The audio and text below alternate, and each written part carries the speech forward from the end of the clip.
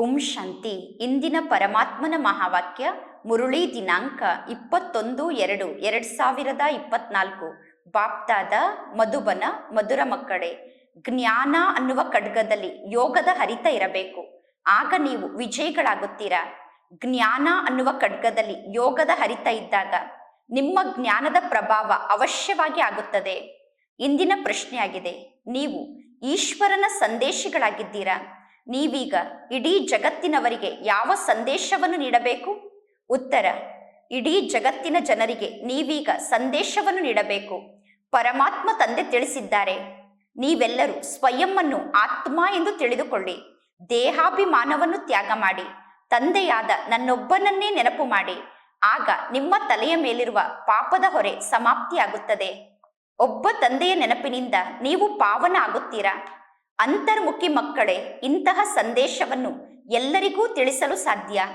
ಓಂ ಶಾಂತಿ. ಪರಮಾತ್ಮ ತಂದೆ ತಿಳಿಸಿದ್ದಾರೆ, ಯಾವುದೇ ಪ್ರಕಾರದ ಮನುಷ್ಯರಿರಬಹುದು, ಆ ಮನುಷ್ಯರಿಗೆ ಭಗವಂತ ಎಂದು ಕರೆಯಲು ಸಾಧ್ಯ ಇಲ್ಲ. ಬಲೆ ಅವರು ದೈವಿ ಗುಣವುಳ್ಳಂತಹ ಮನುಷ್ಯರಾಗಿರಬಹುದು ಅಥವಾ ಅಸುರಿ ಗುಣವುಳ್ಳಂತಹ ಮನುಷ್ಯರಾಗಿರಬಹುದು. ದೈವಿ ಗುಣವುಳ್ಳಂತಹ ಮನುಷ್ಯರಿಗೂ ಕೂಡ ಭಗವಂತ ಎಂದು ಕರೆಯಲು ಸಾಧ್ಯ ಇಲ್ಲ. ಅಸುರಿ ಗುಣವುಳ್ಳಂತಹ ಮನುಷ್ಯರಿಗೂ ಕೂಡ ಭಗವಂತ ಎಂದು ಕರೆಯಲು ಸಾಧ್ಯ ಇಲ್ಲ. ಈಗ ಇಲ್ಲಿ ಮಕ್ಕಳಿಗೆ ಗೊತ್ತಿದೆ, ದೈವಿ ಗುಣವುಳ್ಳಂತಹ ಮನುಷ್ಯರು ಸತ್ಯುಗದಲ್ಲಿ ಇರುತ್ತಾರೆ, ಅಸುರಿ ಗುಣವುಳ್ಳಂತಹ ಮನುಷ್ಯರು ಕಲಿಯುಗದಲ್ಲಿ ಇರುತ್ತಾರೆ. ನೀವು ದೈವಿ ಗುಣವುಳ್ಳವರಾಗಿದ್ದೀರೋ ಅಥವಾ ಅಸುರಿ ಗುಣವುಳ್ಳವರಾಗಿದ್ದೀರೋ, ನೀವು ಸತ್ಯುಗದ ನಿವಾಸಿಯಾಗಿದ್ದೀರೋ ಅಥವಾ ಕಲಿಯುಗದ ನಿವಾಸಿಯಾಗಿದ್ದೀರೋ ಅನ್ನುವ ಪಾಯಿಂಟ್ ಅನ್ನು ಪರಮಾತ್ಮ ತಂದೆ ಬರೆದು ಬಹಳ ಒಳ್ಳೆಯ ಶ್ಲೋಗನ್ ಅನ್ನು ನಿರ್ಮಾಣ ಮಾಡಿದ್ದಾರೆ. ಈ ಎಲ್ಲಾ ಮಾತು ಮನುಷ್ಯರಿಗೆ ಬಹಳ ಕಷ್ಟಪಟ್ಟಾಗ ಅರ್ಥ ಆಗುತ್ತದೆ. ಈ ಎಲ್ಲಾ ಜ್ಞಾನದ ಮಾತು ಮನುಷ್ಯರಿಗೆ ಅರ್ಥ ಆಗುವುದು ಕಷ್ಟ. ನೀವೀಗ ಏಣಿಯ ಚಿತ್ರದ ಬಗ್ಗೆ ಚೆನ್ನಾಗಿ ಜ್ಞಾನವನ್ನು ತಿಳಿಸಬಹುದು. ನಿಮ್ಮ ಬಳಿ ಬಹಳ ಒಳ್ಳೆಯ ಜ್ಞಾನದ ಬಾಣ ಇದೆ, ಆದರೆ ಆ ಜ್ಞಾನದ ಬಾಣದಲ್ಲಿ ಹರಿತ ಇರಬೇಕು. ಹೇಗೆ ಖಡ್ಗದಲ್ಲಿ ಹರಿತ ಇರುತ್ತದೆ ತಾನೆ? ಕೆಲವು ಖಡ್ಗ ಬಹಳಷ್ಟು ಹರಿತ ಉಳ್ಳಂತಹ ಖಡ್ಗ ಆಗಿರುತ್ತದೆ, ಕೆಲವು ಖಡ್ಗದಲ್ಲಿ ಬಹಳಷ್ಟು ಹರಿತ ಇರುತ್ತದೆ. ಹೇಗೆ ಗುರು ಗೋವಿಂದ್ ಸಿಂಹ ಅವರ ಖಡ್ಗ ಇತ್ತು, ಆ ಖಡ್ಗವನ್ನು ವಿದೇಶಕ್ಕೆ ತೆಗೆದುಕೊಂಡು ಹೋದರು. ಆ ಖಡ್ಗವನ್ನು ತೆಗೆದುಕೊಂಡು ಹೋಗಿ ಪರಿಕ್ರಮಣೆಯನ್ನು ಮಾಡುತ್ತಾರೆ. ಆ ಖಡ್ಗವನ್ನು ಬಹಳಷ್ಟು ಸ್ವಚ್ಛವಾಗಿ ಇಡುತ್ತಾರೆ. ಕೆಲವೊಂದು ಖಡ್ಗಗಳು ಕೇವಲ 2 ಪೈಸೆಯಷ್ಟು ಬೆಲೆ ಬಾಳುವಂತಹ ಖಡ್ಗ ಆಗಿರುತ್ತದೆ. ಯಾವ ಖಡ್ಗದಲ್ಲಿ ಹರಿತ ಇರುತ್ತದೆಯೋ ಆ ಖಡ್ಗ ತೀಕ್ಷ್ಣವಾಗಿ ಕಾರ್ಯವನ್ನು ಮಾಡುವ ಕಾರಣ ಆ ಖಡ್ಗಕ್ಕೆ ಬಹಳಷ್ಟು ಜಾಸ್ತಿ ರೇಟ್ ಇರುತ್ತದೆ. ಇಲ್ಲಿ ಮಕ್ಕಳ ಸ್ಥಿತಿ ಕೂಡ ಅದೇ ರೀತಿ ಇದೆ. ಕೆಲವರಲ್ಲಿ ಜ್ಞಾನ ಬಹಳಷ್ಟು ಜಾಸ್ತಿ ಇದೆ, ಆದರೆ ಯೋಗದ ಹರಿತ ಕಡಿಮೆ ಇದೆ. ಇನ್ನು ಯಾರು ಬಂಧನದಲ್ಲಿ ಇದ್ದಾರೋ, ಬಡವರಾಗಿದ್ದಾರೋ, ಅವರು ಶಿವತಂದೆಯನ್ನು ಬಹಳಷ್ಟು ನೆನಪು ಮಾಡುತ್ತಾರೆ. ಜ್ಞಾನ ಅವರಲ್ಲಿ ಕಡಿಮೆ ಇದೆ, ಆದರೆ ಯೋಗದ ಹರಿತ ಅವರಲ್ಲಿ ಬಹಳಷ್ಟು ಜಾಸ್ತಿ ಇದೆ. ಬಂಧನದಲ್ಲಿರುವಂತಹ ಮಕ್ಕಳಲ್ಲಿ, ಬಡ ಮಕ್ಕಳಲ್ಲಿ ಜ್ಞಾನ ಕಡಿಮೆ ಇದೆ, ಆದರೆ ಯೋಗದ ಹರಿತ ಜಾಸ್ತಿ ಇದೆ. ಯಾರು ಪರಮಾತ್ಮ ತಂದೆಯನ್ನು ಸದಾ ನೆನಪು ಮಾಡುತ್ತಾರೋ, ಯಾರಲ್ಲಿ ಯೋಗದ ಹರಿತ ಇದೆಯೋ ಅವರೇ ತಮೋ ಪ್ರಧಾನರಿಂದ ಸತೋ ಪ್ರಧಾನ ಆಗುತ್ತಾರೆ. ಹೇಗೆ ಅರ್ಜುನ ಮತ್ತು ಏಕಲವ್ಯನ ಒಂದು ಕಥೆಯನ್ನು ಹೇಳುತ್ತಾರೆ. ಅರ್ಜುನನಿಗಿಂತ ಏಕಲವ್ಯ ಬಾಣವನ್ನು ಹೊಡೆಯುವ ಮಾತಿನಲ್ಲಿ ತೀಕ್ಷ್ಣವಾಗಿ ಮುಂದೆ ಹೋದರು ಎಂದು ಹೇಳುತ್ತಾರೆ. ಅರ್ಜುನ ಅಂದರೆ ಪರಮಾತ್ಮ ತಂದೆಯ ಮನೆಯಲ್ಲಿ ಇರುವಂತವರು ಮತ್ತು ಪ್ರತಿದಿನ ಜ್ಞಾನವನ್ನು ಕೇಳುವಂತವರು. ಏಕಲವ್ಯ ಅಂದರೆ ಹೊರಗಡೆ ಜಗತ್ತಿನಲ್ಲಿ ಇರುವಂತವರು. ಯಾರು ಪರಮಾತ್ಮ ತಂದೆಯ ಮನೆಯಲ್ಲಿ ಇದ್ದಾರೋ ಅವರಿಗಿಂತ ಹೊರಗಡೆ ಜಗತ್ತಿನಲ್ಲಿ ಇರುವಂತವರು ಈ ಜ್ಞಾನ ಮಾರ್ಗದಲ್ಲಿ ತೀಕ್ಷ್ಣವಾಗಿ ಮುಂದೆ ಹೋಗುತ್ತಾರೆ. ಯಾರಲ್ಲಿ ಜ್ಞಾನದ ಹರಿತ ಇದೆಯೋ ಅವರ ಸಮ್ಮುಖದಲ್ಲಿ ಎಲ್ಲರೂ ಸೇವಕರಾಗಿ ಸೇವೆಯನ್ನು ಮಾಡಬೇಕಾಗುತ್ತದೆ. ನಾಟಕದಲ್ಲಿ ಇದೇ ರೀತಿ ಫಿಕ್ಸ್ ಆಗಿದೆ ಎಂದು ಹೇಳಲಾಗುತ್ತದೆ. ಕೆಲವರು ಈ ಜ್ಞಾನ ಮಾರ್ಗದಲ್ಲಿ ಫೇಲ್ ಆಗುತ್ತಾರೆ, ಕೆಲವರಿಗೆ ದಿವಾಳಿ ಆಗುತ್ತದೆ. ಎಲ್ಲದಕ್ಕೂ ಆಧಾರ ಅದೃಷ್ಟ ಆಗಿದೆ. ಜ್ಞಾನದ ಜೊತೆಗೆ ಯೋಗದ ಹರಿತ ಅವಶ್ಯವಾಗಿ ಇರಬೇಕು. ಜ್ಞಾನದ ಜೊತೆಗೆ ಯೋಗದ ಹರಿತ ಇರದೇ ಇದ್ದರೆ ನೀವು ತೋರಿಕೆಗೋಸ್ಕರ ಜ್ಞಾನವನ್ನು ಹೇಳುವಂತಹ ಜ್ಞಾನಿಗಳು ಎಂದು ಹೇಳಿಸಿಕೊಳ್ಳುತ್ತೀರಾ. ಜ್ಞಾನದ ಜೊತೆಗೆ ಯೋಗ ಇರದೇ ಇದ್ದರೆ ನೀವು ಪಂಡಿತರಂತೆ ಜ್ಞಾನವನ್ನು ಹೇಳುವಂತಹ ಜ್ಞಾನಿಗಳು ಎಂದು ಹೇಳಿಸಿಕೊಳ್ಳುತ್ತೀರಾ. ಮಕ್ಕಳು ಸ್ವಯಂ ಅನುಭವವನ್ನು ಮಾಡುತ್ತೀರಾ. ಕೆಲವರಿಗೆ ತಮ್ಮ ಪತಿಯ ಬಗ್ಗೆ ಬಹಳಷ್ಟು ಪ್ರೀತಿ ಇರುತ್ತದೆ, ಇನ್ನು ಕೆಲವರಿಗೆ ಬೇರೆ ಬೇರೆ ಸಂಬಂಧಿಗಳ ಬಗ್ಗೆ ಪ್ರೀತಿ ಇರುತ್ತದೆ. ಈ ಜ್ಞಾನ ಮಾರ್ಗದಲ್ಲಿ ತೀಕ್ಷ್ಣವಾಗಿ ಮಕ್ಕಳು ಮುಂದೆ ಹೋಗುತ್ತಾರೆ, ಆದರೆ ಆಂತರ್ಯದಲ್ಲಿ ಬಹಳಷ್ಟು ಕಿರಿಕಿರಿ ಇರುತ್ತದೆ. ಇಲ್ಲಿ ನೀವು ಸಂಪೂರ್ಣ ಸಾಧಾರಣ ರೂಪದಲ್ಲಿ ಜೀವನವನ್ನು ನಡೆಸಬೇಕು. ಈಗ ನೀವು ಏನೆಲ್ಲವನ್ನು ನೋಡುತ್ತಿದ್ದೀರೋ, ನೋಡಿದರೂ ಕೂಡ ನೋಡದಂತೆ ಇರಬೇಕು. ಈ ಜಗತ್ತಿನಲ್ಲಿ ಏನನ್ನು ನೋಡಿದರೂ ಕೂಡ ನೋಡದಂತೆ ಇರಬೇಕು. ಒಬ್ಬ ತಂದೆಯ ಬಗ್ಗೆ ನಿಮಗೆ ಪ್ರೀತಿ ಇರಬೇಕು. ಆದ್ದರಿಂದ ಗಾಯನವನ್ನು ಮಾಡಲಾಗುತ್ತದೆ. ಕೈಯಿಂದ ಕೆಲಸವನ್ನು ಮಾಡುತ್ತಿದ್ದರೂ ಕೂಡ ಬುದ್ಧಿಯಿಂದ ಒಬ್ಬ ತಂದೆಯನ್ನು ನೆನಪು ಮಾಡಬೇಕು ಎಂದು ನೀವು ಒಬ್ಬ ತಂದೆಯ ಜೊತೆಗೆ ಪ್ರೀತಿಯನ್ನು ಇಟ್ಟುಕೊಳ್ಳಬೇಕು. ಆಗ ನಿಮ್ಮ ಬಗ್ಗೆ ಗಾಯನವನ್ನು ಮಾಡಲಾಗುತ್ತದೆ. ನೀವು ಕೈಯಿಂದ ಕೆಲಸವನ್ನು ಮಾಡುತ್ತಿದ್ದರೂ ಕೂಡ ಬುದ್ಧಿಯ ಮೂಲಕ ಒಬ್ಬ ತಂದೆಯನ್ನು ನೆನಪು ಮಾಡುತ್ತೀರಾ ಎಂದು. ಆಫೀಸ್ನಲ್ಲಿ ಕೆಲಸವನ್ನು ಮಾಡುತ್ತಿರುತ್ತೀರಾ, ಆದರೆ ಬುದ್ಧಿಯಲ್ಲಿ ನಾನು ಆತ್ಮ ಆಗಿದ್ದೇನೆ ಅನ್ನುವ ಮಾತಿನ ಸ್ಮೃತಿ ಇರಬೇಕು. ಪರಮಾತ್ಮ ತಂದೆ ನಮಗೆ ಆಜ್ಞೆಯನ್ನು ನೀಡಿದ್ದಾರೆ, ತಂದೆಯಾದ ನನ್ನೊಬ್ಬನನ್ನೇ ನೆನಪು ಮಾಡಿ ಎಂದು. ಭಕ್ತಿ ಮಾರ್ಗದಲ್ಲೂ ಕೂಡ ಕೆಲಸ ಕಾರ್ಯವನ್ನು ಮಾಡುತ್ತಿದ್ದರೂ ಕೂಡ ಕೆಲವರು ತಮ್ಮ ಇಷ್ಟ ದೇವತೆಯನ್ನು ನೆನಪು ಮಾಡುತ್ತಿರುತ್ತಾರೆ. ಆದರೆ ಆ ಇಷ್ಟ ದೇವತೆಯ ಮೂರ್ತಿ ಅಂದರೆ ಕಲ್ಲಿನ ಮೂರ್ತಿಯಾಗಿದೆ. ಆ ಕಲ್ಲಿನ ಮೂರ್ತಿಯಲ್ಲಿ ಆತ್ಮ ಅಂತೂ ಇಲ್ಲ. ಲಕ್ಷ್ಮೀನಾರಾಯಣರ ಪೂಜೆಯನ್ನು ಮಾಡುತ್ತಾರೆ. ಲಕ್ಷ್ಮೀನಾರಾಯಣರ ಮೂರ್ತಿ ಕೂಡ ಕಲ್ಲಿನ ಮೂರ್ತಿಯಾಗಿದೆ. ಆ ಕಲ್ಲಿನ ಮೂರ್ತಿಯಲ್ಲಿ ಲಕ್ಷ್ಮೀನಾರಾಯಣರ ಆತ್ಮ ಎಲ್ಲಿದೆ ಎಂದು ನೀವು ಅವರನ್ನು ಕೇಳಬೇಕು. ಈಗ ನಿಮಗೆ ಗೊತ್ತಿದೆ, ಲಕ್ಷ್ಮೀನಾರಾಯಣರು ಕೂಡ ಬೇರೆ ಯಾವುದೋ ನಾಮರೂಪದಲ್ಲಿ ಇದೇ ಜಗತ್ತಿನಲ್ಲೇ ಇದ್ದಾರೆ. ನೀವೀಗ ಯೋಗ ಬಲದ ಮೂಲಕ ಪಾವನ ದೇವತೆ ಆಗುತ್ತಿದ್ದೀರಾ. ಲಕ್ಷ್ಮೀನಾರಾಯಣ ಆಗುವುದೇ ನಮ್ಮ ಗುರಿ ಉದ್ದೇಶ ಆಗಿದೆ. ಇನ್ನು ಎರಡನೇ ಮಾತು ಅಂದರೆ ಪರಮಾತ್ಮ ತಂದೆ ತಿಳಿಸುತ್ತಾರೆ, ಜ್ಞಾನದ ಸಾಗರ ಮತ್ತು ಜ್ಞಾನದ ಗಂಗೆಯರಾದ ನೀವು ಈ ಪುರುಷೋತ್ತಮ ಸಂಗಮ ಯುಗದ ಸಮಯದಲ್ಲಿ ಮಾತ್ರ ಇರುತ್ತೀರಾ. ಈ ಸಮಯದಲ್ಲಿ ಮಾತ್ರ ಜ್ಞಾನದ ಸಾಗರ ಮತ್ತು ಜ್ಞಾನ ಗಂಗೆಯರು ಇರುತ್ತೀರಾ. ಜ್ಞಾನದ ಸಾಗರ ತಂದೆ ಬರುವುದೇ ಕಲ್ಪದ ಪುರುಷೋತ್ತಮ ಸಂಗಮ ಯುಗದ ಸಮಯದಲ್ಲಿ. ಜ್ಞಾನದ ಸಾಗರ ತಂದೆ ನಿರಾಕಾರ ಪರಂಪಿತ ಪರಮಾತ್ಮ ಶಿವ ತಂದೆ ಆಗಿದ್ದಾರೆ. ಅಂದ ಮೇಲೆ ಪರಮಾತ್ಮ ತಂದೆಗೂ ಅವಶ್ಯವಾಗಿ ಶರೀರ ಬೇಕು. ಶರೀರ ಇಲ್ಲದೆ ಪರಮಾತ್ಮ ತಂದೆ ಮಾತನಾಡಲು ಸಾಧ್ಯ ಇಲ್ಲ. ಇಲ್ಲಿ ನೀರಿನ ಮಾತಂತೂ ಇಲ್ಲ. ಈ ಸಂಗಮ ಯುಗದಲ್ಲಿ ನಿಮಗೆ ಜ್ಞಾನ ಪ್ರಾಪ್ತಿಯಾಗುತ್ತದೆ. ಇನ್ನು ಉಳಿದಿದ್ದೆಲ್ಲ ಭಕ್ತಿಯಾಗಿದೆ. ಇನ್ನು ಜಗತ್ತಿನ ಜನರ ಬಳಿ ಕೇವಲ ಭಕ್ತಿಯ ಜ್ಞಾನ ಇದೆ. ಭಕ್ತಿ ಮಾರ್ಗದಲ್ಲಿ ಭಕ್ತಿಯನ್ನು ಮಾಡುವಂತಹ ಭಕ್ತರು ಗಂಗಾ ನದಿಯ ನೀರನ್ನು ಪೂಜೆ ಮಾಡುತ್ತಾರೆ. ಪತಿತ ಪಾವನ ಕೇವಲ ಒಬ್ಬ ಪರಮಾತ್ಮ ತಂದೆಯಾಗಿದ್ದಾರೆ. ಆ ಪರಮಾತ್ಮ ತಂದೆ ಒಮ್ಮೆ ಮಾತ್ರ ಈ ಸೃಷ್ಟಿಗೆ ಬರುತ್ತಾರೆ. ಯಾವಾಗ ಹಳೆಯ ಜಗತ್ತು ಪರಿವರ್ತನೆ ಆಗುವ ಸಮಯ ಬರುತ್ತದೆಯೋ ಆಗ ಪರಮಾತ್ಮ ತಂದೆ ಈ ಸೃಷ್ಟಿಗೆ ಬರುತ್ತಾರೆ. ಈ ಜ್ಞಾನವನ್ನು ಯಾರಿಗಾದರೂ ತಿಳಿಸಲು ನಿಮಗೆ ಬುದ್ಧಿ ಬೇಕು. ಏಕಾಂತದಲ್ಲಿ ಕುಳಿತು ಜ್ಞಾನದ ಬಗ್ಗೆ ವಿಚಾರ ಸಾಗರ ಮಂಥನವನ್ನು ಮಾಡಬೇಕು. ನೀವೀಗ ಅಂತಹ ಯಾವ ಮಾತನ್ನು ಬರೆಯುತ್ತೀರಾ, ಆ ಮಾತಿನ ಮೂಲಕ ಜ್ಞಾನದ ಸಾಗರ ಪರಂಪಿತ ಪರಮಾತ್ಮ ಶಿವತಂದೆ ಮಾತ್ರ ಆಗಿದ್ದಾರೆ ಅನ್ನುವುದು ಮನುಷ್ಯರಿಗೆ ಅರ್ಥ ಆಗಬೇಕು. ಯಾವಾಗ ಪರಮಾತ್ಮ ತಂದೆ ಬರುತ್ತಾರೋ ಆಗ ಪರಮಾತ್ಮ ತಂದೆಯ ಮಕ್ಕಳಲ್ಲಿ ಯಾರು ಬ್ರಹ್ಮ ಕುಮಾರಿಯರಾಗುತ್ತಾರೋ ಅವರೇ ಜ್ಞಾನವನ್ನು ಧಾರಣೆ ಮಾಡಿಕೊಂಡು ಜ್ಞಾನದ ಗಂಗೆಯರಾಗುತ್ತಾರೆ. ಅನೇಕ ಜನ ಜ್ಞಾನದ ಗಂಗೆಯರು ಇಲ್ಲಿ ಇದ್ದಾರೆ. ಅವರು ಜ್ಞಾನವನ್ನು ತಿಳಿಸುತ್ತಾರೆ. ಜ್ಞಾನದ ಗಂಗೆಯರು ಜ್ಞಾನವನ್ನು ತಿಳಿಸಿ ಎಲ್ಲರಿಗೂ ಸದ್ಗತಿಯನ್ನು ನೀಡುತ್ತಾರೆ. ಜ್ಞಾನದ ಗಂಗೆಯರು ಮಾತ್ರ ಸದ್ಗತಿಯನ್ನು ನೀಡಲು ಸಾಧ್ಯ. ನೀರಿನಲ್ಲಿ ಸ್ನಾನವನ್ನು ಮಾಡಿದ ತಕ್ಷಣ ಯಾರೂ ಪಾವನ ಆಗಲು ಸಾಧ್ಯ ಇಲ್ಲ. ಜ್ಞಾನ ಸಂಗಮ ಯುಗದಲ್ಲಿ ಮಾತ್ರ ಪ್ರಾಪ್ತಿಯಾಗುತ್ತದೆ. ಈ ಜ್ಞಾನವನ್ನು ತಿಳಿಸಲು ನಿಮಗೆ ಯುಕ್ತಿ ಗೊತ್ತಿರಬೇಕು. ನೀವೀಗ ಬಹಳಷ್ಟು ಅಂತರ್ಮುಖಿಗಳಾಗಿರಬೇಕು. ಶರೀರದ ಅಭಿಮಾನವನ್ನು ತ್ಯಾಗ ಮಾಡಿ ಸ್ವಯಂವನ್ನು ಆತ್ಮ ಎಂದು ತಿಳಿದುಕೊಳ್ಳಬೇಕು. ಈ ಸಮಯದಲ್ಲಿ ನಾವು ಪುರುಷಾರ್ಥಿಗಳಾಗಿದ್ದೇವೆ ಎಂದು ನೀವು ಹೇಳುತ್ತೀರಾ. ಪರಮಾತ್ಮ ತಂದೆಯನ್ನು ನೆನಪು ಮಾಡುತ್ತಾ ಯಾವಾಗ ನಮ್ಮ ಪಾಪ ಸಮಾಪ್ತಿ ಆಗುತ್ತದೆಯೋ ಆಗ ಯುದ್ಧ ಪ್ರಾರಂಭ ಆಗುತ್ತದೆ. ಅಲ್ಲಿಯವರೆಗೂ ಎಲ್ಲರಿಗೂ ಸಂದೇಶ ಪ್ರಾಪ್ತಿಯಾಗಬೇಕು. ಯುದ್ಧ ಪ್ರಾರಂಭ ಆಗುವುದಕ್ಕಿಂತ ಮೊದಲೇ ಎಲ್ಲರಿಗೂ ಪರಮಾತ್ಮ ತಂದೆಯ ಸಂದೇಶ ಸಿಗಬೇಕು. ಸಂದೇಶ ಅಥವಾ ಮೆಸೇಜ್ ಅನ್ನು ಒಬ್ಬ ಶಿವತಂದೆ ನೀಡುತ್ತಾರೆ. ಪರಮಾತ್ಮ ತಂದೆಗೆ ಸಂದೇಶಿ ಎಂದು ಕರೆಯುತ್ತೇವೆ. ಪರಮಾತ್ಮ ತಂದೆಯ ಸಂದೇಶವನ್ನು ನೀವೀಗ ಎಲ್ಲರಿಗೂ ತಿಳಿಸುತ್ತೀರಾ. ಸ್ವಯಂವನ್ನು ಆತ್ಮ ಎಂದು ತಿಳಿದುಕೊಂಡು ಪರಂಪಿತ ಪರಮಾತ್ಮ ತಂದೆಯ ಜೊತೆಗೆ ಯೋಗವನ್ನು ಜೋಡಣೆ ಮಾಡಿ ಆಗ ಪರಮಾತ್ಮ ತಂದೆ ಮಕ್ಕಳ ಸಮ್ಮುಖದಲ್ಲಿ ಪ್ರತಿಜ್ಞೆಯನ್ನು ಮಾಡುತ್ತಾರೆ. ನೀವು ನನ್ನ ಜೊತೆಗೆ ಯೋಗವನ್ನು ಜೋಡಣೆ ಮಾಡಿದರೆ ನಿಮ್ಮ ಜನ್ಮ ಜನ್ಮಾಂತರದ ಪಾಪ ನಾಶ ಆಗುತ್ತದೆ ಎಂದು ಪರಮಾತ್ಮ ತಂದೆ ಪ್ರತಿಜ್ಞೆಯನ್ನು ಮಾಡುತ್ತಾರೆ. ಪರಮಾತ್ಮ ತಂದೆ ಇಲ್ಲಿ ಕುಳಿತು ಬ್ರಹ್ಮನ ಮುಖದ ಮೂಲಕ ಜ್ಞಾನವನ್ನು ತಿಳಿಸುತ್ತಿದ್ದಾರೆ. ನೀರಿನ ಗಂಗೆ ಜ್ಞಾನವನ್ನು ಹೇಗೆ ತಿಳಿಸಲು ಸಾಧ್ಯ? ಬೇಹದ್ದಿನ ತಂದೆ ಬೇಹದ್ದಿನ ಮಕ್ಕಳಿಗೆ ಜ್ಞಾನವನ್ನು ತಿಳಿಸುತ್ತಾರೆ. ಸತ್ಯುಗದಲ್ಲಿ ನೀವು ಬಹಳಷ್ಟು ಸುಖಿಗಳು, ಸಂಪತ್ತುಳ್ಳವರು ಆಗಿದ್ದೀರಿ. ಈಗ ನೀವು ದುಃಖಿಗಳಾಗಿದ್ದೀರಾ, ಕಂಗಾಲಾಗಿದ್ದೀರಾ. ಇದು ಬೇಹದ್ದಿನ ಮಾತಾಗಿದೆ. ಇನ್ನು ಈ ಎಲ್ಲಾ ಚಿತ್ರಗಳು ಭಕ್ತಿ ಮಾರ್ಗದ ಚಿತ್ರ ಆಗಿದೆ. ಈ ಎಲ್ಲಾ ಭಕ್ತಿ ಮಾರ್ಗದ ಸಾಮಗ್ರಿ ಪುನಃ ನಿರ್ಮಾಣ ಆಗುತ್ತದೆ. ಶಾಸ್ತ್ರವನ್ನು ಓದುವುದು, ಪೂಜೆಯನ್ನು ಮಾಡುವುದು ಇದು ಕೂಡ ಭಕ್ತಿಯಾಗಿದೆ. ಪರಮಾತ್ಮ ತಂದೆ ತಿಳಿಸುತ್ತಾರೆ, ನಾನು ಇಲ್ಲಿ ಕುಳಿತು ನಿಮಗೆ ಶಾಸ್ತ್ರದ ಶಿಕ್ಷಣವನ್ನು ಕಲಿಸುತ್ತಿಲ್ಲ. ನಾನು ಪತಿತರನ್ನು ಪಾವನರನ್ನಾಗಿ ಮಾಡುವುದಕ್ಕೋಸ್ಕರ ಜ್ಞಾನವನ್ನು ತಿಳಿಸುತ್ತೇನೆ.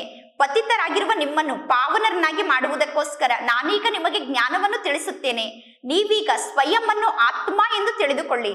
ಈಗ ನಿಮ್ಮ ಆತ್ಮ ಮತ್ತು ಶರೀರ ಎರಡೂ ಪತಿತ ಆಗಿದೆ. ಈಗ ನೀವು ಪರಮಾತ್ಮ ತಂದೆಯನ್ನು ನೆನಪು ಮಾಡಿ. ಆಗ ನೀವು ಈ ರೀತಿ ದೇವತೆಗಳಾಗುತ್ತೀರಾ. ದೇಹದ ಸರ್ವ ಹಳೆಯ ಸಂಬಂಧದಿಂದ ಮಮತ್ವವನ್ನು ಸಮಾಪ್ತಿ ಮಾಡಿಕೊಳ್ಳಬೇಕು. ಗಾಯನ ಕೂಡ ಇದೆ, ಪರಮಾತ್ಮ ತಂದೆ ನೀವು ಬಂದರೆ ನಾವು ಬೇರೆ ಯಾರ ಮಾತನ್ನೂ ಕೇಳುವುದಿಲ್ಲ. ಕೇವಲ ಒಬ್ಬ ತಂದೆಯಾದ ನಿಮ್ಮ ಜೊತೆಗೆ ಸರ್ವ ಸಂಬಂಧವನ್ನು ಜೋಡಣೆ ಮಾಡುತ್ತೇವೆ ಮತ್ತು ಎಲ್ಲಾ ದೇಹದಾರಿಗಳನ್ನು ನಾವು ಮರೆಯುತ್ತೇವೆ ಎಂದು ಪರಮಾತ್ಮ ತಂದೆಯ ಸಮ್ಮುಖದಲ್ಲಿ ಭಕ್ತಿ ಮಾರ್ಗದಲ್ಲಿ ನೀವು ಗಾಯನವನ್ನು ಮಾಡಿದ್ದೀರಾ. ಈಗ ಪರಮಾತ್ಮ ತಂದೆ ನಿಮಗೆ ನಿಮ್ಮ ಪ್ರತಿಜ್ಞೆಯನ್ನು ನೆನಪು ಮಾಡಿಸುತ್ತಿದ್ದಾರೆ. ಪರಮಾತ್ಮ ತಂದೆ ತಿಳಿಸುತ್ತಾರೆ, ಈಗ ನೀವು ನನ್ನ ಜೊತೆಗೆ ಯೋಗವನ್ನು ಜೋಡಣೆ ಮಾಡಿದರೆ ನಿಮ್ಮ ವಿಕರ್ಮ ವಿನಾಶ ಆಗುತ್ತದೆ ಮತ್ತು ನೀವು ಹೊಸ ಜಗತ್ತಿಗೆ ಮಾಲೀಕರಾಗುತ್ತೀರಾ. ಇದೇ ನಿಮ್ಮ ಗುರಿ ಉದ್ದೇಶ ಆಗಿದೆ. ಹೊಸ ಜಗತ್ತಿಗೆ ಮಾಲೀಕರಾಗುವುದೇ ನಮ್ಮ ಗುರಿ ಉದ್ದೇಶ ಆಗಿದೆ. ರಾಜರ ಜೊತೆಗೆ ಅವಶ್ಯವಾಗಿ ಪ್ರಜೆಗಳು ಕೂಡ ತಯಾರಾಗಬೇಕು. ರಾಜರ ಜೊತೆಗೆ ಅವಶ್ಯವಾಗಿ ದಾಸದಾಸಿಯರು ಕೂಡ ಬೇಕು. ಪರಮಾತ್ಮ ತಂದೆ ಎಲ್ಲಾ ಜ್ಞಾನದ ಮಾತಿನ ಬಗ್ಗೆ ತಿಳಿಸುತ್ತಾರೆ. ಒಂದು ವೇಳೆ ನಿಮ್ಮ ಯೋಗ ಸರಿ ಇರದೇ ಇದ್ದರೆ, ನೀವು ದೈವಿ ಗುಣವನ್ನು ಧಾರಣೆ ಮಾಡಿಕೊಳ್ಳದೇ ಇದ್ದರೆ ನೀವು ಹೇಗೆ ಶ್ರೇಷ್ಠ ಪದವಿಯನ್ನು ಪಡೆದುಕೊಳ್ಳಲು ಸಾಧ್ಯ? ಮನೆಯಲ್ಲಿ ಯಾವುದಾದರೂ ಒಂದು ಮಾತಿನ ಕಾರಣ ಜಗಳ ನಡೆಯುತ್ತಿರುತ್ತದೆ, ಕಲಹ ನಡೆಯುತ್ತಿರುತ್ತದೆ. ಯಾರ ಮನೆಯಲ್ಲಿ ಜಗಳ ನಡೆಯುತ್ತದೆಯೋ ಅಂತಹ ಮಕ್ಕಳಿಗೆ ಪರಮಾತ್ಮ ತಂದೆ ಪತ್ರವನ್ನು ಬರೆಯುತ್ತಾರೆ. ನಿಮ್ಮ ಮನೆಯಲ್ಲಿ ಕಲಹ ಇದೆ, ಆದ್ದರಿಂದ ನಿಮ್ಮ ಬುದ್ಧಿಯಲ್ಲಿ ಜ್ಞಾನ ಉಳಿಯುತ್ತಿಲ್ಲ. ನಿಮ್ಮ ಮನೆಯಲ್ಲಿ ಜಗಳ ಇದೆ, ಆದ್ದರಿಂದ ನಿಮ್ಮ ಮನೆಯಲ್ಲಿ ಜ್ಞಾನ ಇಲ್ಲ ಎಂದು ಪರಮಾತ್ಮ ತಂದೆ ಮಕ್ಕಳಿಗೆ ಪತ್ರವನ್ನು ಬರೆಯುತ್ತಾರೆ. ಪರಮಾತ್ಮ ತಂದೆ ಕೇಳುತ್ತಾರೆ, ಪತಿ ಪತ್ನಿ ಇಬ್ಬರು ಜ್ಞಾನ ಮಾರ್ಗದಲ್ಲಿ ಸರಿಯಾಗಿ ನಡೆಯುತ್ತಿದ್ದೀರಾ ತಾನೆ? ನಿಮ್ಮ ನಡತೆ ಬಹಳಷ್ಟು ಚೆನ್ನಾಗಿರಬೇಕು. ನಿಮ್ಮಲ್ಲಿ ಕ್ರೋಧದ ಅಂಶ ಕೂಡ ಇರಬಾರದು. ಈಗ ಈ ಜಗತ್ತಿನಲ್ಲಿ ಬಹಳಷ್ಟು ಗಲಾಟೆ ಇದೆ. ಈಗ ಈ ಜಗತ್ತಿನಲ್ಲಿ ಬಹಳಷ್ಟು ಅಶಾಂತಿ ಇದೆ. ನಿಮ್ಮಲ್ಲಿ ಅನೇಕರು ಜ್ಞಾನ ಯೋಗದಲ್ಲಿ ಬಹಳಷ್ಟು ತೀಕ್ಷ್ಣವಾಗಿ ಮುಂದೆ ಹೋಗುತ್ತಾರೆ. ಅವರು ಪರಮಾತ್ಮ ತಂದೆಯನ್ನು ಇನ್ನೂ ಬಹಳಷ್ಟು ನೆನಪು ಮಾಡಲು ಪ್ರಾರಂಭ ಮಾಡುತ್ತಾರೆ. ನೀವು ಪರಮಾತ್ಮ ತಂದೆಯನ್ನು ಬಹಳಷ್ಟು ನೆನಪು ಮಾಡಲು ಪ್ರಾರಂಭ ಮಾಡಿದರೆ ತಂದೆಯನ್ನು ನೆನಪು ಮಾಡುವಂತಹ ಒಳ್ಳೆಯ ಅಭ್ಯಾಸ ನಿಮಗೆ ಆಗುತ್ತದೆ ಮತ್ತು ಬುದ್ಧಿ ಕೂಡ ವಿಶಾಲ ಆಗುತ್ತದೆ. ಪರಮಾತ್ಮ ತಂದೆಗೆ ಸಣ್ಣ ಚಿತ್ರಗಳು ಅಷ್ಟೊಂದು ಇಷ್ಟ ಆಗುವುದಿಲ್ಲ. ನಿಮ್ಮ ಬಳಿ ಎಲ್ಲಾ ಚಿತ್ರಗಳು ದೊಡ್ಡ ಸೈಜ್ನಲ್ಲೇ ಇರಬೇಕು. ಹೊರಗಡೆ ಜಗತ್ತಿನಲ್ಲಿ ಮುಖ್ಯ ಸ್ಥಾನದಲ್ಲಿ ದೊಡ್ಡ ಚಿತ್ರವನ್ನು ನೀವು ಇಡಬೇಕು. ಹೇಗೆ ನಾಟಕದ ದೊಡ್ಡ ದೊಡ್ಡ ಚಿತ್ರವನ್ನು ನಗರದ ಮುಖ್ಯ ಸ್ಥಾನದಲ್ಲಿ ಹಾಕುತ್ತಾರೆ, ನೀವೀಗ ಬಹಳ ಒಳ್ಳೆಯ ಚಿತ್ರವನ್ನು ನಿರ್ಮಾಣ ಮಾಡಬೇಕು. ಆ ಚಿತ್ರ ಕೆಡಬಾರದು. ಆ ಚಿತ್ರ ಕೆಡದಂತೆ ನೋಡಿಕೊಳ್ಳಬೇಕು. ಏಣಿಯ ಚಿತ್ರವನ್ನು ಬಹಳ ದೊಡ್ಡ ಸೈಜ್ನಲ್ಲಿ ನಿರ್ಮಾಣ ಮಾಡಿ ದೊಡ್ಡ ಸ್ಥಾನದಲ್ಲಿ ಹಾಕಬೇಕು.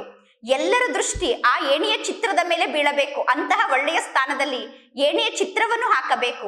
ಶೀಟ್ನ ಮೇಲೆ ನೀವು ಚಿತ್ರವನ್ನು ನಿರ್ಮಾಣ ಮಾಡುವಾಗ ಬಹಳ ಒಳ್ಳೆಯ ಬಣ್ಣದಲ್ಲಿ ಚಿತ್ರವನ್ನು ನಿರ್ಮಾಣ ಮಾಡಬೇಕು. ನೀರು ಬಿದ್ದರೂ ಕೂಡ ಆ ಬಣ್ಣ ಅಳಿಸಿ ಹೋಗಬಾರದು. ಬಿಸಿಲಿಗೂ ಕೂಡ ಆ ಬಣ್ಣ ಕೆಡಬಾರದು. ಅಂತಹ ಒಳ್ಳೆಯ ಬಣ್ಣವನ್ನು ಉಪಯೋಗ ಮಾಡಿ ಚಿತ್ರವನ್ನು ನಿರ್ಮಾಣ ಮಾಡಬೇಕು. ಮುಖ್ಯ ಸ್ಥಾನದಲ್ಲಿ ಆ ಚಿತ್ರವನ್ನು ಇಡಬೇಕು. ಅಥವಾ ಎಲ್ಲಿ ಎಕ್ಸಿಬಿಷನ್ ನಡೆಯುತ್ತದೆಯೋ ಅಲ್ಲಿ ಮುಖ್ಯವಾಗಿ 2 ಅಥವಾ 3 ದೊಡ್ಡ ಚಿತ್ರವನ್ನು ಇಟ್ಟರೂ ಪರವಾಗಿಲ್ಲ. ಸೃಷ್ಟಿ ಚಕ್ರದ ಚಿತ್ರವನ್ನು ವಾಸ್ತವದಲ್ಲಿ ಗೋಡೆಯಷ್ಟು ದೊಡ್ಡ ಸೈಜ್ನಲ್ಲಿ ನಿರ್ಮಾಣ ಮಾಡಬೇಕು. ಆ ಚಿತ್ರವನ್ನು ಎತ್ತಿ ಇಡುವುದಕ್ಕೋಸ್ಕರ 8 ಜನ ಅಥವಾ 10 ಜನ ಒಟ್ಟಿಗೆ ಹೋಗಿ ಚಿತ್ರವನ್ನು ಎತ್ತಿ ಇಟ್ಟರೂ ಪರವಾಗಿಲ್ಲ.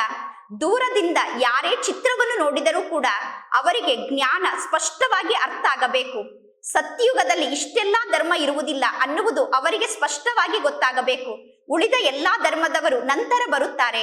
ಮೊದಲು ಸ್ವರ್ಗದಲ್ಲಿ ಜನಸಂಖ್ಯೆ ಬಹಳ ಕಡಿಮೆ ಇರುತ್ತದೆ. ಈಗ ಇದು ಸ್ವರ್ಗ ಆಗಿದೆಯೋ ಅಥವಾ ನರಕ ಆಗಿದೆಯೋ ಅನ್ನುವ ಮಾತಿನ ಬಗ್ಗೆ ನೀವು ಎಲ್ಲರಿಗೂ ಬಹಳ ಚೆನ್ನಾಗಿ ತಿಳಿಸಬಹುದು. ಯಾರೇ ಬಂದರೂ ಅವರಿಗೆ ಜ್ಞಾನವನ್ನು ತಿಳಿಸುತ್ತಿರಬೇಕು.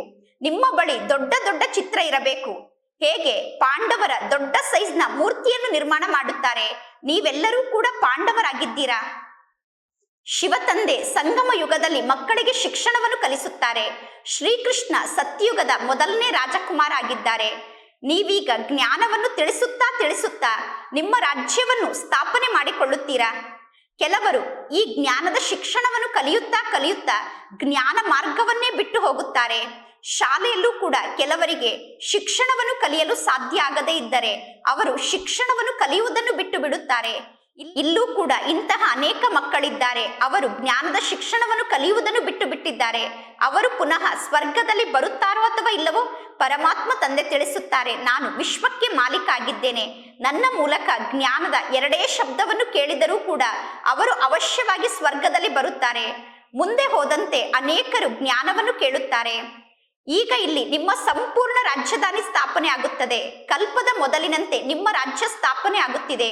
ಈಗ ಮಕ್ಕಳಿಗೆ ಗೊತ್ತಿದೆ, ಅನೇಕ ಬಾರಿ ನಾವೇ ರಾಜ್ಯವನ್ನು ಪಡೆದುಕೊಂಡಿದ್ದೆವು, ಅನೇಕ ಬಾರಿ ನಾವೇ ರಾಜ್ಯವನ್ನು ಕಳೆದುಕೊಂಡಿದ್ದೇವೆ. ನಾವೇ ವಜ್ರದ ಸಮಾನ ಆಗಿದ್ದೆವು, ಈಗ ಪುನಃ ನಾವೇ ಕವಡೆಯ ಸಮಾನ ಆಗಿದ್ದೇವೆ. ಭಾರತ ಮೊದಲು ವಜ್ರ ಸಮಾನ ಆಗಿತ್ತು, ಈಗ ಭಾರತದ ಸ್ಥಿತಿ ಏನಾಗಿದೆ ನೋಡಿ. ಭಾರತ ಅಂತೂ ಅದೇ ಭಾರತ ಆಗಿದೆ. ವಜ್ರ ಸಮಾನ ಆಗಿದ್ದಾಗಲೂ ಅದೇ ಭಾರತ ಇತ್ತು, ಕವಡೆಯ ಸಮಾನ ಆಗಿರುವಾಗಲೂ ಅದೇ ಭಾರತ ಇದೆ. ಈ ಸಂಗಮ ಯುಗಕ್ಕೆ ಪುರುಷೋತ್ತಮ ಯುಗ ಎಂದು ಕರೆಯಲಾಗುತ್ತದೆ. ಉತ್ತಮರಿಗಿಂತ ಉತ್ತಮ ಪುರುಷರು ಕೂಡ ಇದ್ದಾರೆ, ಉಳಿದವರೆಲ್ಲ ಕನಿಷ್ಠ ಪುರುಷರಾಗಿದ್ದಾರೆ. ಯಾರು ಪೂಜ್ಯರಾಗಿದ್ದರೋ ಅವರೇ ಪುನಃ ಪೂಜಾರಿಗಳಾಗಿದ್ದಾರೆ, ಅವರೇ 84 ಜನ್ಮವನ್ನು ಪಡೆದುಕೊಳ್ಳುತ್ತಾರೆ. ಈಗ ನಿಮ್ಮ ಈ ಶರೀರ ಸಮಾಪ್ತಿಯಾಗುತ್ತದೆ. ಈಗ ಆತ್ಮ ಅಂತೂ ತಮೋ ಪ್ರಧಾನ ಆಗಿದೆ. ಯಾವಾಗ ನಾವು ಸತೋ ಪ್ರಧಾನ ಆಗಿದ್ದೆವೋ ಆಗ ನಾವು ಯಾರ ಪೂಜೆಯನ್ನು ಮಾಡುತ್ತಿರಲಿಲ್ಲ. ಚೈತನ್ಯದಲ್ಲಿ ನಾವು ದೇವತೆ ಆಗಿದ್ದೆವು. ಈಗ ನೀವು ಶಿವತಂದೆಯನ್ನು ಚೈತನ್ಯದಲ್ಲಿ ನೆನಪು ಮಾಡುತ್ತೀರಾ. ನಂತರ ನೀವೇ ಪೂಜಾರಿಗಳಾದಾಗ ಕಲ್ಲಿನ ಮೂರ್ತಿಯನ್ನು ನಿರ್ಮಾಣ ಮಾಡಿ ಪೂಜೆಯನ್ನು ಮಾಡುತ್ತೀರಾ. ಈಗ ಶಿವತಂದೆ ಚೈತನ್ಯದಲ್ಲಿ ನಮ್ಮ ಸಮ್ಮುಖದಲ್ಲಿ ಇದ್ದಾರೆ. ಪುನಃ ಶಿವತಂದೆಯ ಕಲ್ಲಿನ ಮೂರ್ತಿಯನ್ನು ನಿರ್ಮಾಣ ಮಾಡಿ ದ್ವಾಪರ ಯುಗದಲ್ಲಿ ನೀವು ಪೂಜೆಯನ್ನು ಮಾಡಲು ಪ್ರಾರಂಭ ಮಾಡುತ್ತೀರಾ. ರಾವಣ ರಾಜ್ಯದಲ್ಲಿ ಭಕ್ತಿ ಪ್ರಾರಂಭ ಆಗುತ್ತದೆ. ಆತ್ಮ ಅಂತೂ ಅದೇ ಆಗಿದೆ. ಸತ್ಯುಗದಲ್ಲೂ ಅದೇ ಆತ್ಮ ಇತ್ತು, ಕಲಿಯುಗದಲ್ಲೂ ಅದೇ ಆತ್ಮ ಇದೆ. ಆತ್ಮ ಭಿನ್ನ ಭಿನ್ನ ಶರೀರವನ್ನು ಧಾರಣೆ ಮಾಡಿಕೊಳ್ಳುತ್ತಾ ಬರುತ್ತದೆ. ಆತ್ಮ ಕೆಳಗಡೆ ಬಿದ್ದಾಗ ಭಕ್ತಿ ಪ್ರಾರಂಭ ಆಗುತ್ತದೆ. ಪರಮಾತ್ಮ ತಂದೆ ಬಂದು ಪುನಃ ಜ್ಞಾನವನ್ನು ನೀಡುತ್ತಾರೆ. ಪರಮಾತ್ಮ ತಂದೆ ಜ್ಞಾನವನ್ನು ನೀಡಿದ ನಂತರ ಹಗಲು ಪ್ರಾರಂಭ ಆಗುತ್ತದೆ. ಬ್ರಾಹ್ಮಣರೇ ನಂತರ ದೇವತೆಗಳಾಗುತ್ತಾರೆ. ಈಗ ನಿಮಗೆ ದೇವತೆ ಎಂದು ಕರೆಯಲು ಸಾಧ್ಯ ಇಲ್ಲ. ಈ ಬ್ರಹ್ಮ ತಂದೆ ಸತ್ಯುಗದಲ್ಲಿ ಇರುವುದಿಲ್ಲ. ಈ ಬ್ರಹ್ಮ ತಂದೆ ಇಲ್ಲಿ ಈಗ ತಪಸ್ಸನ್ನು ಮಾಡುತ್ತಿದ್ದಾರೆ. ಬ್ರಹ್ಮ ತಂದೆ ಮನುಷ್ಯ ಆಗಿದ್ದಾರೆ. ಶಿವ ತಂದೆಗೆ ಶಿವ ಎಂದು ಕರೆಯಲಾಗುತ್ತದೆ. ಶಿವತಂದೆ ಬ್ರಹ್ಮನ ತನುವಿನಲ್ಲಿ ಇದ್ದರೂ ಕೂಡ ಪರಮಾತ್ಮ ಶಿವತಂದೆಗೆ ಶಿವತಂದೆ ಎಂದು ಕರೆಯಲಾಗುತ್ತದೆ. ಪರಮಾತ್ಮ ಶಿವತಂದೆಗೆ ಬೇರೆ ಯಾವ ಹೆಸರನ್ನು ಕೂಡ ಇಡಲು ಸಾಧ್ಯ ಇಲ್ಲ. ಶಿವತಂದೆ ಬ್ರಹ್ಮನ ತನುವಿನಲ್ಲಿ ಬರುತ್ತಾರೆ. ಶಿವತಂದೆ ಜ್ಞಾನದ ಸಾಗರ ಆಗಿದ್ದಾರೆ. ಪರಮಾತ್ಮ ಶಿವತಂದೆ ಬ್ರಹ್ಮನ ತನುವಿನ ಮೂಲಕ ನಮಗೆ ಜ್ಞಾನವನ್ನು ನೀಡುತ್ತಾರೆ. ಅಂದ ಮೇಲೆ ಈ ಚಿತ್ರ ಮುಂತಾದದನ್ನು ನೀವೀಗ ಬಹಳಷ್ಟು ತಿಳುವಳಿಕೆಯಿಂದ ನಿರ್ಮಾಣ ಮಾಡಬೇಕು. ಚಿತ್ರದ ಕೆಳಗಡೆ ಏನೆಲ್ಲ ಜ್ಞಾನದ ಪಾಯಿಂಟ್ ಅನ್ನು ಬರೆಯಲಾಗಿದೆಯೋ ಅದು ಕೆಲಸಕ್ಕೆ ಬರುತ್ತದೆ. ಪತಿತ ಪಾವನಿ ನೀರಿನ ಸಾಗರ ಆಗಿದೆಯೋ ಅಥವಾ ನೀರಿನ ನದಿಯಾಗಿದೆಯೋ ಅಥವಾ ಜ್ಞಾನದ ಸಾಗರ ಮತ್ತು ಜ್ಞಾನದ ಸಾಗರನಿಂದ ಹುಟ್ಟಿರುವಂತಹ ಜ್ಞಾನದ ಗಂಗೆಯರಾದ ಬ್ರಹ್ಮ ಕುಮಾರಿಯರು ಪತಿತ ಪಾವನಿಯಾಗಿದ್ದಾರೋ, ಬ್ರಹ್ಮ ಕುಮಾರಿಯರಿಗೆ ಪರಮಾತ್ಮ ತಂದೆ ಜ್ಞಾನವನ್ನು ನೀಡುತ್ತಾರೆ. ಬ್ರಹ್ಮನ ಮೂಲಕ ಯಾರು ಬ್ರಾಹ್ಮಣರಾಗುತ್ತಾರೋ ಅವರೇ ನಂತರ ದೇವತೆಗಳಾಗುತ್ತಾರೆ. ವಿರಾಟ ರೂಪದ ಚಿತ್ರದಲ್ಲಿ ಬಹಳ ಚೆನ್ನಾಗಿ ಈ ಜ್ಞಾನದ ಮಾತನ್ನು ತೋರಿಸಬೇಕು. ಇದೇ ಮುಖ್ಯವಾದ ಚಿತ್ರ ಆಗಿದೆ. ಪರಮಾತ್ಮ ತಂದೆ ತಿಳಿಸುತ್ತಾರೆ, ಮಧುರ ಮಕ್ಕಳೇ, ಈಗ ನೀವು ನಿಮ್ಮ ಬುದ್ಧಿಯನ್ನು ಪವಿತ್ರ ಬುದ್ಧಿಯನ್ನಾಗಿ ಮಾಡಿಕೊಳ್ಳಬೇಕು. ನೀವೀಗ ನಿಮ್ಮ ಬುದ್ಧಿಯನ್ನು ಸಂಪೂರ್ಣ ಶುದ್ಧ ಬುದ್ಧಿಯನ್ನಾಗಿ ಮಾಡಿಕೊಳ್ಳಬೇಕು. ಯಾವಾಗ ಪರಮಾತ್ಮ ತಂದೆ ನೋಡುತ್ತಾರೋ ತಂದೆಗೆ ಗೊತ್ತಾಗುತ್ತದೆ ಈ ಮಕ್ಕಳ ದೃಷ್ಟಿ ಅಪವಿತ್ರ ದೃಷ್ಟಿಯಾಗಿದೆ ಎಂದು. ಯಾವಾಗ ಮಕ್ಕಳ ದೃಷ್ಟಿ ವಿಕಾರಿ ದೃಷ್ಟಿಯಾಗಿದೆ ಎಂದು ತಂದೆಗೆ ಗೊತ್ತಾಗುತ್ತದೆಯೋ ಆಗ ತಂದೆ ತಿಳಿದುಕೊಳ್ಳುತ್ತಾರೆ ಈ ಜ್ಞಾನ ಮಾರ್ಗದಲ್ಲಿ ಇವರು ಉಳಿದುಕೊಳ್ಳಲು ಸಾಧ್ಯ ಇಲ್ಲ ಎಂದು. ಈಗ ನಿಮ್ಮ ಆತ್ಮ ತ್ರಿಕಾಲದರ್ಶಿ ಆಗುತ್ತಾ ಇದೆ. ಈ ಜ್ಞಾನದ ಮಾತನ್ನು ಎಲ್ಲೋ ಕೆಲವರು ಅರ್ಥ ಮಾಡಿಕೊಳ್ಳುತ್ತಾರೆ. ಇಲ್ಲಿ ಬಹಳಷ್ಟು ಜನ ಮಕ್ಕಳು ಬುದ್ಧುಗಳಾಗಿದ್ದಾರೆ. ಇಲ್ಲಿ ಅನೇಕರು ಬುದ್ಧಿಹೀನರಾಗಿದ್ದಾರೆ. ಯಾರು ಬುದ್ಧಿಹೀನರಾಗಿದ್ದಾರೋ ಅವರು ಪರಮಾತ್ಮ ತಂದೆಗೆ ಡೈವರ್ಸ್ ಅನ್ನು ಕೊಡುತ್ತಾರೆ. ಇಲ್ಲಿ ಮಕ್ಕಳಿಗೆ ಗೊತ್ತಿದೆ ಈಗ ನಮ್ಮ ರಾಜ್ಯ ಸ್ಥಾಪನೆ ಆಗುತ್ತಿದೆ. ರಾಜಧಾನಿಯಲ್ಲಿ ಎಲ್ಲಾ ಪ್ರಕಾರದ ಆತ್ಮರು ಬೇಕು. ಸತ್ಯಯುಗದಲ್ಲಿ ಎಲ್ಲಾ ಪ್ರಕಾರದ ಆತ್ಮರು ಬೇಕು. ಅಂತ್ಯದಲ್ಲಿ ಎಲ್ಲರ ಪದವಿಯ ಸಾಕ್ಷಾತ್ಕಾರ ಆಗುತ್ತದೆ. ಸತ್ಯಯುಗದಲ್ಲಿ ಕೆಲವರು ಫಸ್ಟ್ ಕ್ಲಾಸ್ ಆದ ದಾಸದಾಸಿಯರಾಗುತ್ತಾರೆ.